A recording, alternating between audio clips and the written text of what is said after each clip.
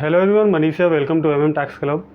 क्या section 43B subsection H जो बात करता है payment to the MSME in time bound manner, क्या ये प्रोविज़न एक्सटेंड हो गया है bye 1 year till 2025? CNBC TV18 ने इन्फॉर्मेशन पब्लिश किया है कि जो प्रोविज़न है सेक्शन 43B सबसेक्शन एच, इसकी एप्लीकेबिलिटी गवर्नमेंट ने, फाइनेंस मिनिस्टर ने 1 ईयर से एक्सटेंड करने का प्रपोज़ किया है। बट अभी तक इसका कोई भी ऑफिशियल नोटिफिकेशन नहीं आया है गवर्नमेंट की तरफ से। गवर्नमेंट की तरफ से कुछ भी इसके डिटेल्स नहीं आए हैं। CNBC 18 ने जो इन्फॉर्मेशन पब्लिश किया है, उन्होंने बताया है कि बाय सोर्सेस उनको ये इन्फॉर्मेशन है कि ये जो प्रोविज़न है उसको 1 ईयर से एक्सटेंड कर देंगे। जो प्रोविज़न ये 1 अप्रैल 2024 से एप्लीकेबल होना है, वो 1 अप्रैल 2025 से होगी। अभी इसका एक्सटेंशन या फिर एप्लीकेबिलिटी के ऊपर आर्ग्यूमेंट इतने क्यों चल रहे हैं? Section 43B subsection H insert हुआ था subsection H in finance act 2023, जो कि बात करता है पेमेंट टू द माइक्रो और small enterprise in time bound manner.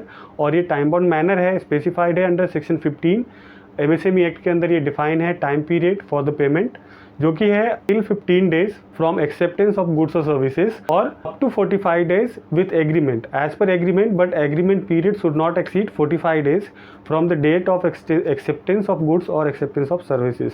So basically कोई बायर अगर किसी माइक्रो और स्मॉल इंटरप्राइज से गुड्स परचेज करता है, तो अगर उन दोनों के पास, बायर सप्लायर के पास एग्रीमेंट नहीं है, तो विद इन 15 डेज उनको पेमेंट करना होता है। और एग्रीमेंट करके एज पर एग्रीमेंट वो पेमेंट कर सकते हैं, बट एज पर एग्रीमेंट जो टाइम है वो 45 डेज से एक्सीड नहीं होना चाहिए।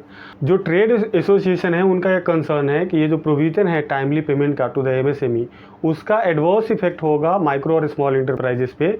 बिकॉज उसका रीज़न ये है कि अगर ये with in time limit payment करने का प्रोविज़न एप्लीकेबल हो जाएगा, तो वो केस में जो बड़े इंटरप्राइजेस होंगे, बड़े बिजनेसेस होंगे, वो मीडियम इंटरप्राइज से गुड्स और सर्विसेज लेना प्रीफर करेंगे रेदर फ्रॉम स्मॉल और मीडियम माइक्रो इंटरप्राइजेस। क्योंकि अगर स्मॉल माइक्रो इंटरप्राइज से लेते हैं तो उनको ये प्रोविज़न फुलफिल करना है। वो प्रोविज़न है सेक्शन 43B सबसेक्शन एच का, उसको फुलफिल करना है वो सारे कंप्लायंसेस। तो वो प्रीफर कर सकते हैं कि मीडियम इंटरप्राइज से ले, ताकि ये टाइम लिमिट का इशू ना हो और ये प्रोविज़न फुलफिल ना करना पड़े, ये कंप्लायंस ना करना पड़े। तो इसकी वजह से जो ट्रेड एसोसिएशंस है वो बोल रहे हैं कि इसको एक्सटेंड कर दो।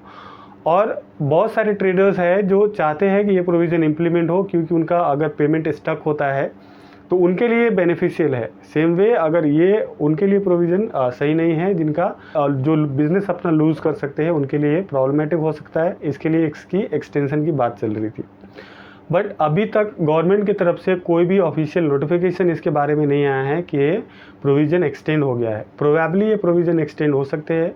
इसके रिगार्डिंग बहुत सारे क्वेश्चंस है जो गवर्नमेंट की तरफ से क्लैरिफाई करना है। अगर वो 1 अप्रैल 2024 से एप्लीकेबल होना है, तो भी गवर्नमेंट एक नोटिफिकेशन इशू करेगी। और अगर 1 अप्रैल 2024 से एप्लीकेबल होना है, तो वो कुछ क्लैरिफिकेशन भी इशू करेगी डिपार्टमेंट की तरफ से, जो कि टैक्स पेयर्स के है।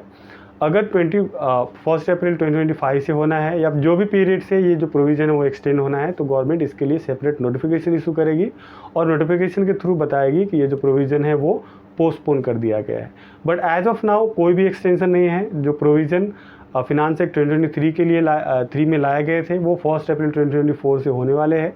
ये भी एक्सटेंड हो सकता है, बट अनटिल जो नोटिफिकेशन गवर्नमेंट पब्लिश नहीं करती है, हम इसको फॉर श्योर नहीं मानेंगे।